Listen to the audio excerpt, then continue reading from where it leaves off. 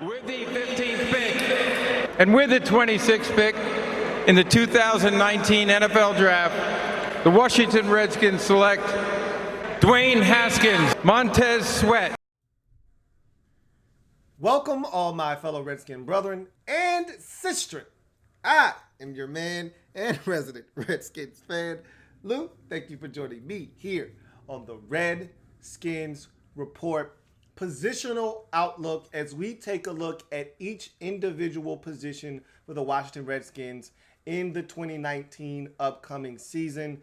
We talked about the wide receivers. Now let's talk about the guys who cover the wide receivers, and that's the cornerback position. And this is another intriguing position on this roster. I talked about the Redskins potentially keeping 6 wide receivers. I think that's what they're going to do. That's what they did last year. I expect them to do it again this year. Same can be said for the cornerback position. They kept 6 last year. I anticipate them doing the same thing this year. And this is an intriguing group of corners. And what you'll find with this group is that they're big, they're fast, they're long, and they're athletic. And I think that's the new trend in the league is you see these corners because you have to adjust to the landscape of the league. These receivers are getting bigger, they're getting stronger, they're getting longer, they're getting faster. So to combat that, you have to have corners that mirror the size, the speed, the length of these wideouts that are making these massive plays in this league. And so you're seeing a group that is consistently getting bigger. They're taking wide receivers and converting them into corners like we did with Quinton Dunbar is a great example of what you're seeing not only colleges do with these players, but now the NFL is doing it as well. And so these guys are truly unique specimens. I think cornerback is one of the hardest positions to play in all of football because you have to be able to mirror a guy that you have no idea what he's trying to do. You have to be mentally locked in, but you also have to be athletically gifted enough to be able to do some of the things that it's required of you to do on the football field to be successful at this particular position. So I'm intrigued by this position. I think more so than wide receiver, where I kind of feel confident at what they're going to do at the position. I think there are still a couple of spots available at the cornerback position, probably more like one and when it's all said and done. But for the sake of discussion and just not knowing and needing to see some reps being taken in the preseason, I'm going to say that 2 spots are available at the cornerback position, unlike wide receiver, where I kind of felt like all 6 wide receiver spots were spoken for. So let's look at the cornerback position going into 2019. The guys that I think have a legitimate shot at making the roster, some guys that are names that you should look out for in the future, maybe not for this year's roster, but guys that you should probably still know their names because they may not be going anywhere anytime soon. And then the guys that we know are going to be on this football team and what we expect from them in 2019. Let's take a look at the group of corners that the Redskins will most likely be taking onto the field in 2019, barring injury, knock on wood. So let's take a look at these corners. And what you'll find is that these are some big guys, as I mentioned already. We start at the top with AA, Adonis Alexander. And as you can see, as I did with the wide receivers, the guys outlined in yellow are likely to make the 53-man roster, in my opinion. I can't confirm nor deny that, but I mean, let's face it. Quinton Dunbar is a starter. Josh Norman is a starter. Fabien Moreau is a starter. Jimmy Moreland is a guy that I told you day one when we drafted him, he was going to take someone's spot. And it didn't take him long to get Joshua Halsey the hell out of here and off this roster. So Jimmy Moreland is making the football team. He's been making plays. Jay's already said, look, I just need to see this guy tackle. Jimmy's not afraid to tackle. I can tell you that off of watching tape. And yes, the players are bigger at this level. Jimmy's not afraid. He's going to step in there and he's going to get guys on the ground. So I feel confident in saying Jimmy Moreland's going to make this team. But let's start at the top. Adonis Alexander, not outlined in yellow. And a year ago, it was a foregone conclusion that this guy was going to make the roster. Redskins spent a supplemental draft pick on him. He wasn't going anywhere. But when you look at his camp, he's been injured. Just basically the entire training camp. He's going to miss the next 2 weeks with an injury. And so it doesn't look like he's going to be able to stake his claim to a specific position. To me, there are 3 players vying for 2 roster spots at the cornerback position. He's one of them. And you can't help your cause if you're hurt. And so he's got to get back on the field. And I think they love his size and they love his upside. But Adonis Alexander is in a tough spot where I think if the Redskins were to release him, I think he could, because of the lack of tape on this guy, I think he's someone that could sneak past waivers and allow the Redskins to stash him away on the practice squad. But again, all it takes is one team that loved him at Virginia Tech and would love to get their hands on a 6'3", 200-pound corner. And I think he's a guy that, when you look at him physically, has all the traits to move to safety potentially. I've always said that I think he's a safety, but the Redskins are going with that Seattle Seahawks mode where, you take a guy that's big and long, may not be the fastest, but you throw him out there at corner and you see if that length and size can prevail, and that's what the Redskins are trying to do with Adonis Alexander. Now, the Redskins don't play primarily cover 3 like the Seahawks do, and so that's where I think he would shine if you're looking to put him at the cornerback position. But the Redskins have a new defensive backs coach in Ray Horton, and it sounds like he's going to play a little bit more cover 3, which is a strength of a guy like, say, Josh Norman. So we'll see what happens with the Redskins and their defensive backs and how they're utilized in 2019. But Adonis Alexander right now kind of teetering on the edge of making this roster. If I had to say right now, I'd say he still makes this roster, but he has to come back healthy towards the end of training camp, and probably preseason game number 3 is probably the target date for him right now.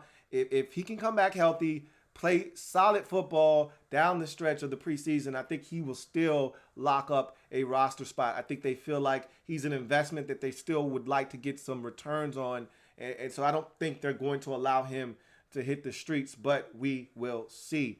Quinton Dunbar going to start for this team, and I want you guys to understand just how good Quinton Dunbar was for us last year before the injury that he had with the nerve that we really couldn't solve last year. You know how nerves can be.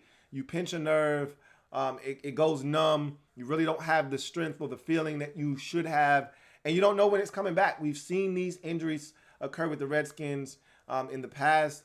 Probably most notably a guy that is now on the coaching staff that was here as a player in Kyshawn Jarrett that was having a phenomenal rookie season, and then in the final game of that rookie season has that stinger that he gets, has to be carted off the field on a stretcher, and it turns out that that entire side of his body will never be the same. And so, when you're talking about nerve damage, it can be a touchy situation. It was for Quinton Dunbar last year. He was never the same after he had the nerve issue in his leg. But I can tell you this much. Before the injury, he was the best corner we had last year. And it wasn't even close, to be honest with you. And so if we get Dunny back at the level he was playing at before the injury last year, you're talking about a guy that really can play some quality cornerback. It's been phenomenal watching his rise in the level of his play. Remember, this is a guy that came out of Florida as a wide receiver. The Redskins then converted him to cornerback, and it's been a steady incline in his play and his confidence. And I think he is playing really good football. I'm anxious to see what number 23 looks like in 2019, because I think he is poised to have a really good season for the Redskins in 2019. Fabien Moreau is another guy that the Redskins are extremely high on.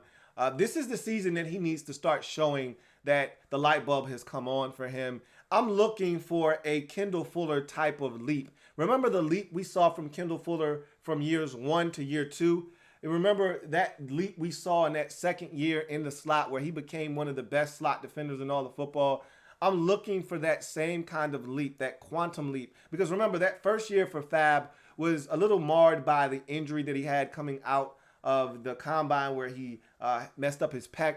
And so you kind of had to take it slow with him. So that first year was kind of a wash a little bit. He got some playing time towards the back end of the season in that rookie year, but it wasn't the type of experience you would have liked him to have gotten that entire year. Last year was his first full year of job training on the job. I think this year is where he's healthy. He's going to have an opportunity to just kind of hone in on his craft. I'm hoping that we get that quantum leap in year 3 of Fabien Moreau. And I think he's going to be your projected nickel starter. we'll see if the Redskins move him outside, because I think, honestly speaking, he's more comfortable outside, but the Redskins need him in the slot right now. But with a guy like Jimmy Moreland coming along, maybe a guy like Fabien Moreau can make that transition to the outside and allow a guy like Jimmy Moreland to play inside. We'll see what happens, but right now Fabien Moreau is penciled in as your nickel starter going into week number 1, and I'm comfortable with that. I'm comfortable with Fabien Moreau inside. He's been beaten at times, but he's always there. His situation is he's just got to locate the football. He's got to look back, find the ball, and be able to make plays, but he's always right there, and I'm hoping now this is the year. And I could say the same thing about Kendall Fuller in his first season. He was always there. He just couldn't get his head around because he didn't feel comfortable with the position that he was in. Then that next year, he was all the way back from that microfracture surgery, and he was getting his head around, and he was making plays. I'm hoping that Fabien Moreau is doing the same thing in 2019. Look at Josh Norman. This is another lock to make the roster, obviously. And this could be his last year in D.C. We thought last year was his last year in D.C., so hard to really say. He's got 2 years remaining on his deal if you include this year. And so he could be back next year depending on his play. I can tell you this much. He seems a lot more confident and comfortable in 2019 than he did in 2018. I think the expectations of the contract were weighing him down last year. I think now he's at a point where he's like, I really don't give a F. Yeah, you can see it by some of the things he's done this offseason. He really doesn't care. And he's already come out and said, if I were to win a Super Bowl, I would retire on the spot. Like, football isn't the most important thing to him. He loves playing the game. Don't get me wrong, but it's not the most important thing in his life. As we saw him, jumping the Bulls over in Spain, it's not the most important thing to him at this point. He's made his money. He's really content. And I know that doesn't sound good, and that doesn't sound like something you want to hear from a guy that you're paying the kind of money to, like we are with Josh Norman. But that's the fact of the matter. All right, the guy he's eclectic. He's a different breed. But one thing's for sure, he's a playmaker. You say what you want about his coverage, and I think the Redskins had it all wrong when they went out and got him in free agency. They let Josh Norman convince them that he could play man-to-man coverage. He's never been a man-to-man guy. Carolina used him primarily, strictly in cover 3 situations and cover 2. So let me walk that back a little bit. They used him in zone more than they did in man. He was strictly a cover 2, cover 3 guy in Carolina, and he excelled at that. We tried to play him in man coverages. We used him in star coverages where he's following guys around. He won his fair share of battles, but he also isn't a speedster. So guys that have elite speed like an Odell Beckham or AJ Green had their way with him at times. Bottom line is, this guy has forced more fumbles than I can remember a Redskins player forcing over the last 2 years. This guy has made his fair share of plays. A lot of fans, I think, unjustly have been hard on Josh Norman because of the contract. I don't necessarily disagree with some of the criticism of him, but I think more of that should be on the coaching staff for the way they're utilizing him than anything else. He's made plays. He's been banged up at times, but when he's been healthy, I think he's been a really solid contributor to this football team, and I expect much of the same in 2019. I hope they use him in the way that he is best utilized, which is in cover 3 and cover 2 situations. Yeah, you can mix in man-to-man. I'm not saying you can't play any man-to-man, but for the amount of man-to-man we were playing with a guy like Josh Norman with his skill set, it just didn't work, and it doesn't fit, and it's not the right thing to do with Josh Norman. And so I'm hoping that they utilize him better. I'm looking for a really good season. I think he's been solid for the Redskins. I'm not one of these people that thinks he hasn't done anything, but this is going to be one of those years that's going to determine if he's going to be around next year or not. Dominique Rodgers-Cromartie is a guy the Redskins signed in the offseason. Remember, he was pretty much retired. Didn't play football last year. He played with the Raiders last. He said he didn't enjoy his time in Oakland, and that's why he temporarily hung it up. But his buddy is in Washington, and Landon Collins, which is, I think, another reason why he really wanted to join the squad. And when you look, and remember, we talked to DRC last year, and it didn't work. And so you look at Dominique Rodgers-Cromartie.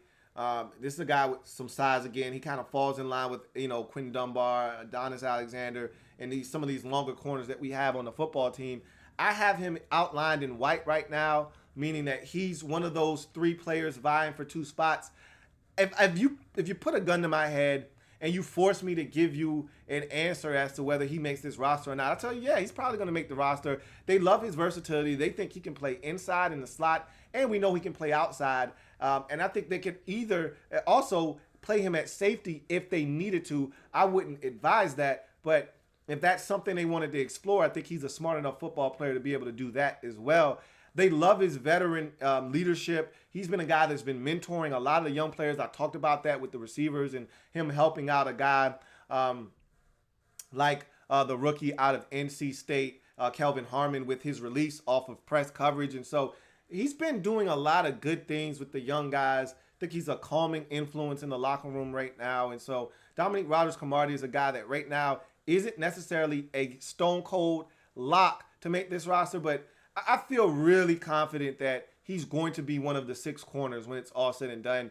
I put it at about 75% right now, which is pretty high. The guys in yellow, for me, are 100% going to make the roster. So I don't feel that good about him making the roster, but it's at pretty much 70 to 75%, which pretty much tells you I think he's going to be on this football team when it's all said and done, but not confident enough to put the gold around his name. But I think he's a guy that's going to make this football team, especially with the versatility and veteran leadership that he brings to the table. Jimmy Moreland is a guy that we all love, a.k.a. the People's Corner, a.k.a. Jimmy Moore. I want to score Moreland. I bet y'all don't even know where I got that from. All right, some of y'all, I just caught y'all sleeping just now. Jimmy, I want to score Moreland. But in any event, Jimmy is a guy that I looked at on tape at JMU and said, man, this guy looks like a baller. He's got baller written all over him. He's come to camp and he hasn't disappointed. He's making big plays. And I'm looking for this to transfer over into the preseason. He's one of those guys that I look at and I say, where does he fit best? And I think with his size, you look at the size of all the other corners and you look at his size, it seems like he's destined to be thrown inside in the slot. I wouldn't dismiss him as a guy that could play out wide, but at 182 pounds, if he were 195 pounds, he'd be a better candidate to play outside at 5'11". 5'11" is not that short. But when you couple in the buck 82, that's when you start thinking he probably needs to go inside to the slot. And it's not always safe in there either. We talked about Cam Sims learning the slot position. Teams are starting to stick big guys in the slot as well. It's not just the small jitterbugs that are going in there anymore. But Jimmy Moreland, wherever he is on the field, I think he is a guy that can be a baller. And so I have no doubts in my mind that he's going to make this football team. And Jimmy also can offer special teams ability. I've heard Jay talk about looking for a guy that can just catch punts. And Jimmy did that at JMU as well. So there's a lot that Jimmy brings to the table that I think is going to solidify his roster spot in 2019. And so looking forward to him being on this football team and big plays coming from him, whether it be special teams or on the defensive side of the football. So that takes me to my next guy on this list, and that's Greg Stroman. And Stro is interesting. And so Stro, man, is in a really precarious position. Here's why. His rookie season didn't go all that great. He didn't really help the team on special teams with his punt return prowess. His cornerback position play was up and down, which you would expect from a rookie. And it was unfortunate that he got thrown into the fire way too soon. It was baptism by fire because of the injuries to Dunny and some of the other guys at the cornerback position. We didn't have a choice but to throw him in there, and he wasn't ready. And you saw some uneven play. He had the big pick versus Tampa, but for the most part, Stro got baptized out there. The Dallas game was horrible on Thanksgiving. There were other games where he just got absolutely burnt to a crisp. And so Greg had a rough go of it in his rookie season. And here's my issue with Greg, which is why he's in white, and I think easily could be a guy on the outside looking in. Look at Greg's size. Then look at Jimmy Moreland's size. When you compare the two, they are almost identical. And what I'm essentially trying to tell you is that Greg Stroman's spot on the roster is currently being occupied by Jimmy Moreland. They don't need duplicates on this roster of guys that size, all right? One's perfectly fine enough. And with Jimmy's ability to play in the slot and their ability to have Fab play in the slot and Dominique Rodgers-Cromartie play in the slot, it's not like you're hurting for a guy to play inside at nickel. if Greg Stroman's only contribution to this football team is special teams, and they don't really view him as a guy that's going to help as much at corner, I think his days as a Washington Redskin could be numbered. Now, he could easily make the practice squad, and I think they like him enough for him to be a practice squad member. They spent the draft pick on him, so they obviously like him, and he did some good things last year at times. So if he were able to sneak through waivers and end up in a situation where he could be stashed away on the practice squad, I think the Redskins would take full advantage of that opportunity to potentially throw him on the practice squad. But I could also see someone liking Greg Stroman and snatching him up and him not even having the opportunity to be on the Redskins practice squad. Whatever the case may be, I don't like Greg Stroman's opportunity to make this roster. I think man, is in a tough spot because Jimmy Moreland, to me, is a duplicate of Greg Stroman and a better version of Greg Stroman. And so I think Stro is on the outside looking in at this point. The preseason will tell the story, however, and if he has a big preseason, maybe 1 or 2 big punt returns, and he plays some bang-up corner, he could salvage a roster spot, and a guy like Adonis Alexander would then be the guy that I would turn to and say, hey, bruh, you ain't been out there enough. Your roster spot's in jeopardy. So right now, like I said, 3 guys for 2 spots, Adonis Alexander, Dominique Rodgers-Cromartie, and Greg Stroman, to me, are 3 players vying for 2 roster spots.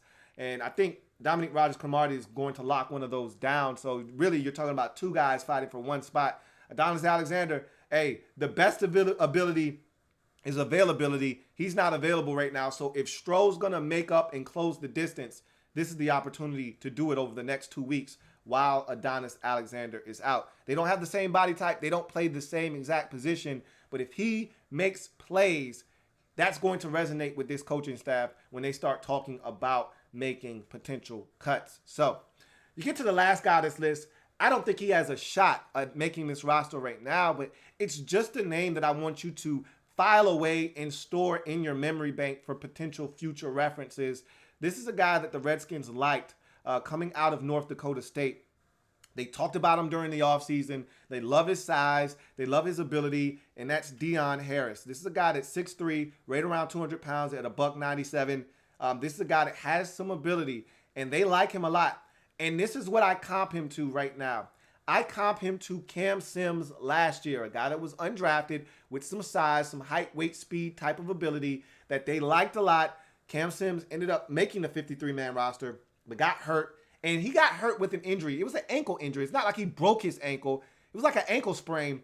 Cam Sims could have come back from that ankle sprain, but they decided to put him away on the practice or the IR and pretty much stash him away for the rest of the season. They just didn't want to lose Cam Sims. I don't necessarily know if they wanted him on the roster or not. They just didn't want to expose him to the waivers and think that someone else was going to put in a claim for him. And he made plays during the preseason to Cam Sims. So I think Deon Harris is a guy that I don't necessarily think he is going to be as high risk as a Cam Sim was last year. And thus, they should be able to release him, have him clear waivers, and then store him on the practice squad, continue to work with him. He's a guy that I wouldn't be shocked if come next year, let's say an Adonis Alexander gets released this year and doesn't clear waivers, someone picks him up. He would then fill the Adonis Alexander role next year as that big height, weight, speed guy that you can bring in and have some more size added to that cornerback room. Again, Josh Norman may not be here next year, and Dominique Rodgers-Cromartie may not be here next year. You could be losing some veterans and some guys with some size. And so a guy like Deon Harris is a guy that I think they would love to keep close to them in the event that some of these guys aren't around next year and they want to continue to develop him. So I'm not saying he's got a shot at making the 53-man roster because I don't think that is the case. However, he's a guy that you should learn his name. I'll be watching him closely this offseason in the preseason to see if he makes plays, if he stands out. If he doesn't have a strong preseason, who's to say? He may not be around on the practice squad, but if he shows well, and I think the Redskins really think that this guy has some talent, he's someone that could easily be on the practice squad and someone that the Redskins may have to bring up at some point this season due to injuries. Knock on wood. So those are the corners. So right now, projecting the Redskins roster, you already see the ones in the yellow. Those guys are making a football team, barring any kind of setback. Quinton Dunbar, Fabien Moreau, Josh Norman, and Jimmy Moreland, all locks to me. I think you could go ahead and throw Dominique Rodgers-Cromartie in as your fifth corner. Then you're left with two guys vying for one spot. I think the Redskins are keeping six. Greg Stroman and Adonis Alexander. If no one steps up at the punt returning position, which is a big question mark for the Redskins, Trey Quinn is going to be a starter for the Redskins most likely this season. So I don't know if Jay really wants to put him back there on punts or not. He's spoken to that point saying he doesn't know if he's really comfortable putting Trey back there, but he knows Trey can catch and field punts. I think they would like to have someone else do it, maybe a Jimmy Moreland, maybe a Greg Stroman. If Stro can lock down punt returner and make some play, I think that's where his ticket to making the roster lies, is if he can separate himself from everyone else in the punt return department and kickoff return department. That would put pressure on them to make a tough decision regarding a guy like Adonis Alexander. If Stroman can't separate himself on special teams, then I don't think there is any value for him necessarily on this roster, because you have a clone in Jimmy Moreland already on the roster that is better than him at the cornerback position. So Stroman, for me, his ticket to making the roster, he has to stand out on special teams. That's his way to make the football team. If he can't, then I think Adonis Alexander's upside is a little bit more than that of Greg Stroman, and I think that's what would win out for Adonis Alexander, despite him being banged up most of training camp. So that's what I think of this roster at the cornerback. 15th pick. And with the 26th pick. Right now, I look at this football team, I'm intrigued by the cornerback position. I was intrigued last year. And I went back and I looked at the roster last year.